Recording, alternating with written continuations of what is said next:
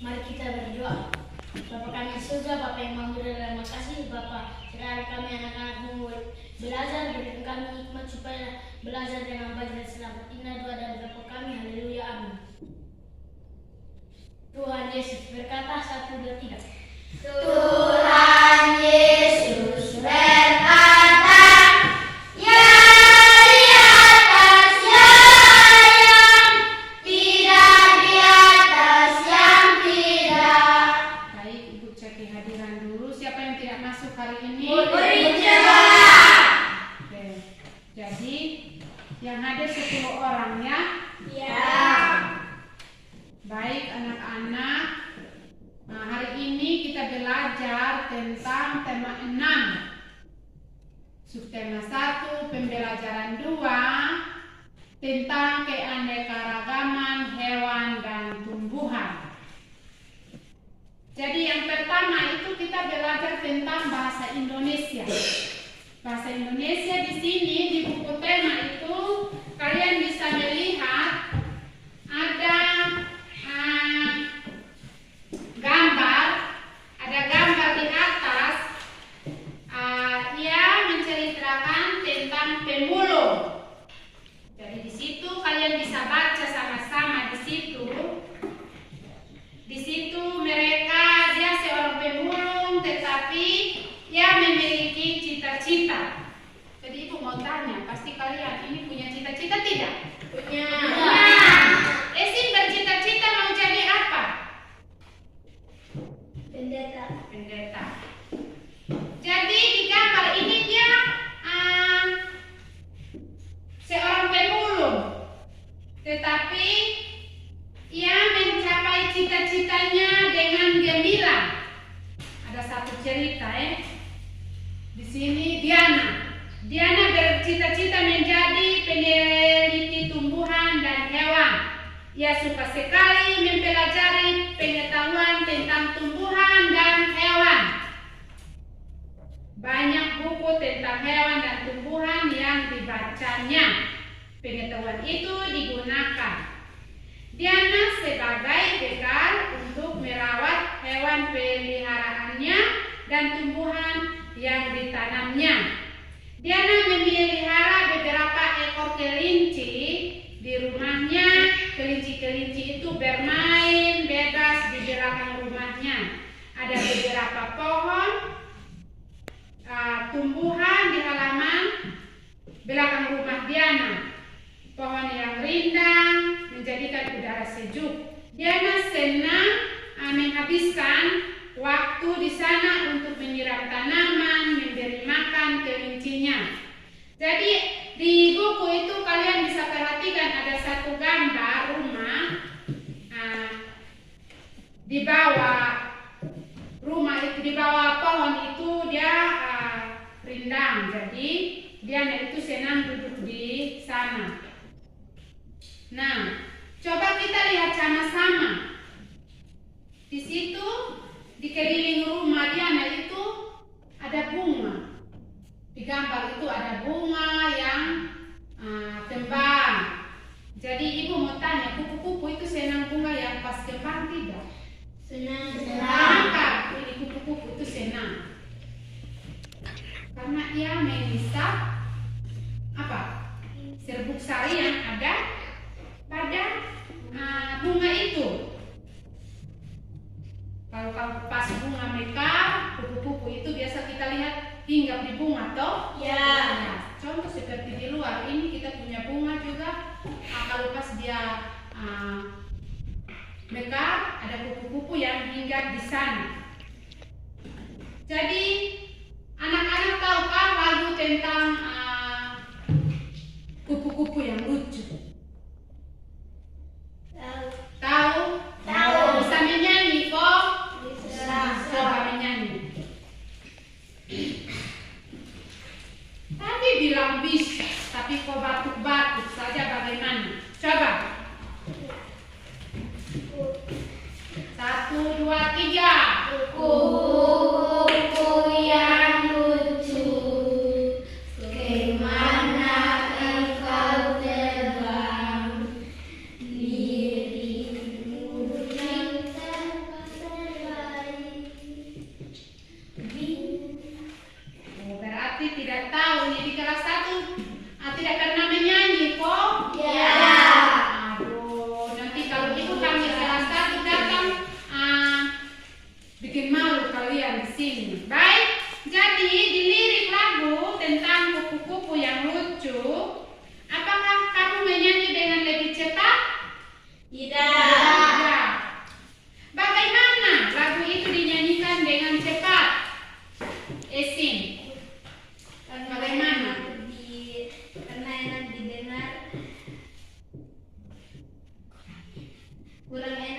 didengar karena jika bernyanyi hendak mengikuti irama. Kurang enak didengar karena jika bernyanyi hendaklah mengikuti irama. Karena hendaklah harus kita mengikuti irama. Setiap hewan dan tumbuhan membutuhkan air. Air dapat berasal dari apa? Air hujan atau sumber air. Coba bandingkan dengan langkah berikut. Bandingkan dengan lagu berikut. Ada satu lagu tentang tik tik tik bunyi hujan. Bisa menyanyi? Oh, bisa. Coba. 1, 2, 3. Tik tik tik bunyi hujan di atas gembir. Airnya turun tidak terkira. Cobalah tengok dahan dan renting, pohon dan kebun basah semua. Ada lagu yang dinyanyikan dengan lambat, ada juga yang dinyanyikan dengan cepat. Nah, cepat dan lambatnya lagu dinyanyikan disebut apa? Tempo lagu. Ada tanda dan istilah untuk tempo lagu. Ada tanda dan istilah untuk tempo lagu. Jadi ada catatan tentang ada tanda atau tempo lagu. Ada istilah. Nomor. Nanti sebentar baru catat saja kok. Ya. Ada nomor 1 istilahnya largo, itu lambat sekali. 2 itu lento, lebih lambat. 3 ada geo, lambat. 4 adante, sedang.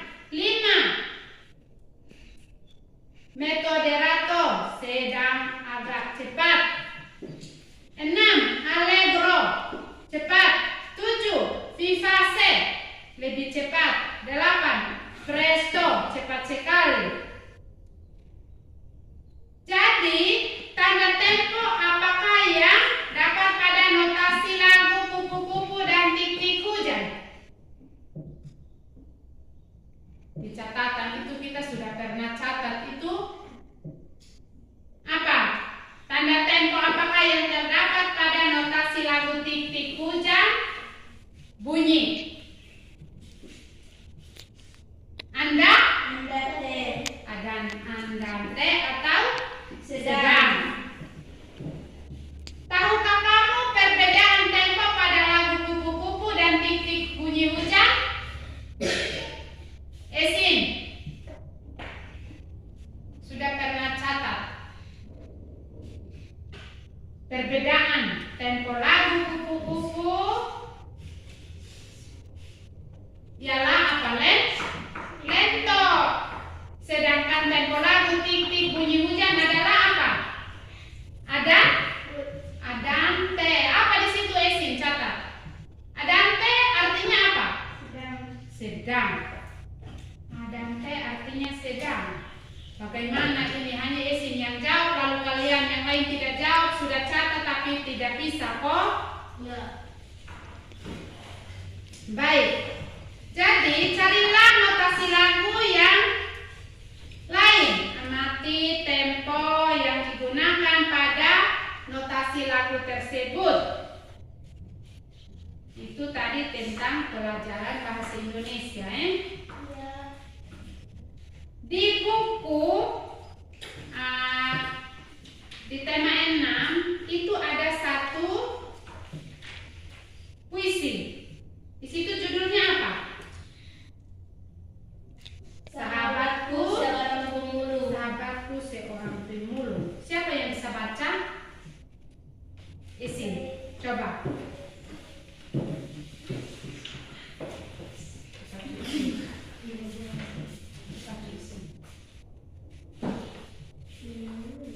Sahabatku seorang pemulung.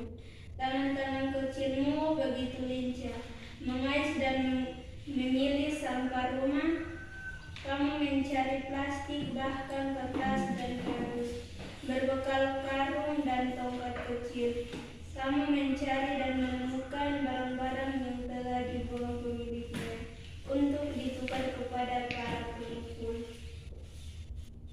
Aku menyukaimu, sahabatku. Kamu tidak pernah menyerah. Kamu tidak pernah mengeluh. Kamu selalu bersemangat.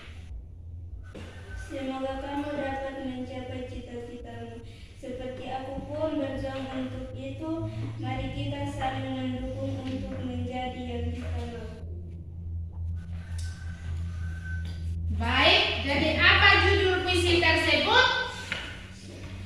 Seorang pemulung. Sahabatku seorang pemulung. Ulang. Sahabatku seorang pemulung. Apa judul puisi tersebut? Teman-teman ikut. Sahabatku seorang pemulung. Apa? Ibu tanya ulang. Apa judul puisi tersebut? Sahabatku seorang pemulung. Sahabatku seorang pemulung. Coba buat judul lain sesuai isi puisi tersebut. Baik, jadi ada berapa bait yang terdapat pada puisi tersebut? 4. Ada 4 bait. Ada 4 bait. Ada 4 bait pada puisi. Pada puisi tersebut.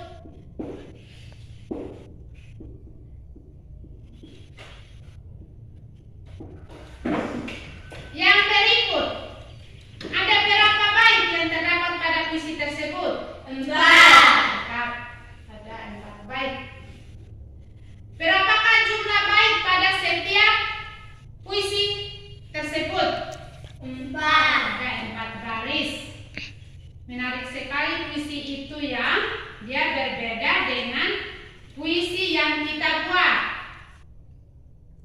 Nah, proses memahami hak dan kewajiban. Kita masuk dalam pelajaran PPKN. Proses memahami hak dan kewajiban setiap lingkungan. Hak dan kewajiban terhadap lingkungan telah diatur dan ditetapkan sedemikian rupa dalam Undang-Undang Peraturan Negara sebagai salah satu bagian dari hak asasi manusia. Masyarakat berhak atas lingkungan hidup yang baik dan sehat. Manusia sesungguhnya mendapatkan hak sekaligus kewajiban atas lingkungan. Maka dari itu, kita harus menjaga lingkungan, menghormati lingkungan, dan memanfaatkan sumber daya alam secara rasional.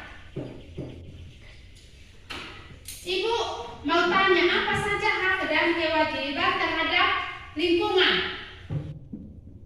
Apa saja hak dan kewajiban terhadap lingkungan? Apa saja?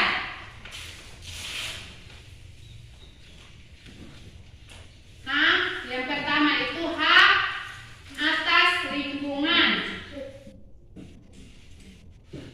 Sebutkan 5 hak atas lingkungan. Ada berapa hak? 5. Yang pertama, Esin, yang pertama itu apa? Ada 5 hak. Yang pertama apa? Yang pertama itu apa? Yang pertama itu setiap orang berhak atas lingkungan hidup yang baik dan sehat sebagai hak asasi manusia. Yang kedua itu apa? Lani.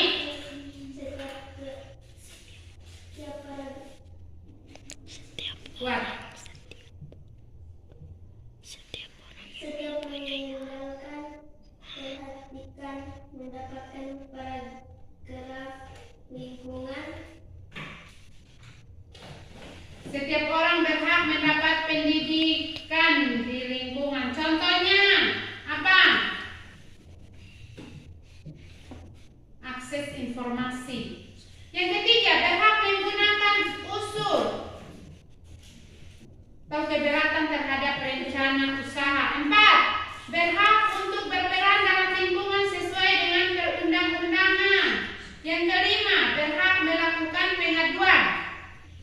Jadi kewajiban terhadap lingkungan, setiap orang itu yang memiliki kewajiban untuk memelihara kelestarian fungsi lingkungan hidup serta mengendalikan pencerahan lingkungan hidup. Ada 2 kewajiban terhadap lingkungan hidup. Siapa yang bisa sebut? Faldi. Yang pertama itu kewajiban apa?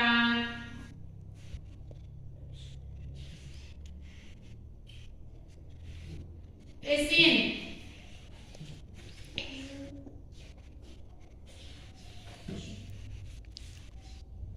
Tidak tahu bagaimana. Ya? Kewajiban untuk memelihara kelestarian fungsi lingkungan hidup.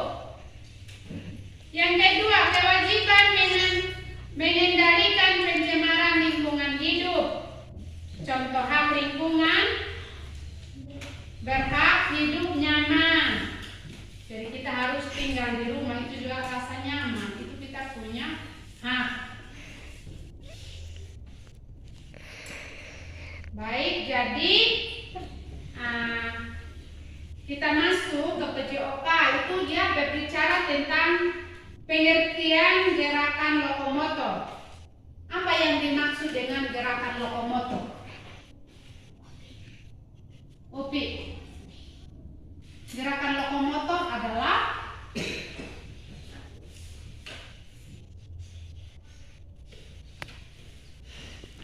melakukan gambar berpindahan tempat CTH antara lain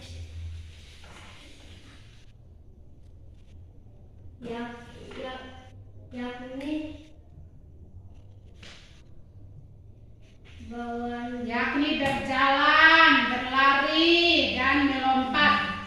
Itu merupakan dasar gerakan manusia. Jadi berjalan adalah aktivitas kita seharian yang juga sebagai salah satu olahraga yang mudah.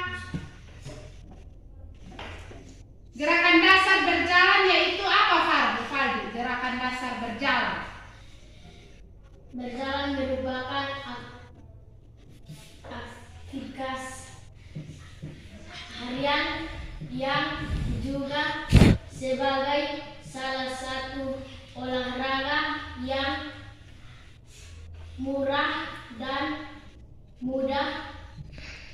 Gerakan dasar berjalan yaitu dengan melangkah kaki kiri ke depan sambil mengayunkan.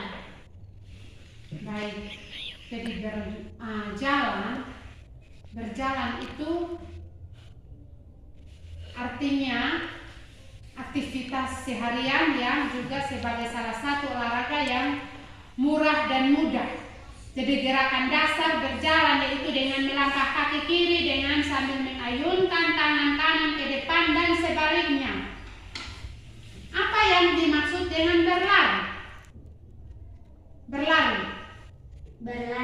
Berlari adalah aktivitas harian melangkah kaki dengan cepat yang pada setiap langkahnya kedua kaki tidak menginjakan dan contoh pada saat kita berlari kedua kaki kita melayang di udara tidak? melayang. Jadi berlari contohnya itu pada saat kita berlari itu kedua kaki kita itu dia melayang di udara. Yang berikut melompat. Siapa yang tahu melompat merupakan apa? Merupakan salah satu gerakan menjadi permukaan selada horizontal. Ya, jadi tadi tentang melompat itu merupakan salah satu gerakan menjauhi permukaan secara horizontal atau ke atas, depan, samping atau belakang dengan menggunakan otot-otot kaki, Jadi baik, pelajaran kita hari ini cukup sampai di sini dan Ibu minta supaya meringkas kembali, mencatat. Yang belum mencatat silakan mencatat. Dan pelajaran kita hari ini cukup sampai di sini. Saya minta salah satu untuk memimpin kita dalam doa. Langsung. Sudah.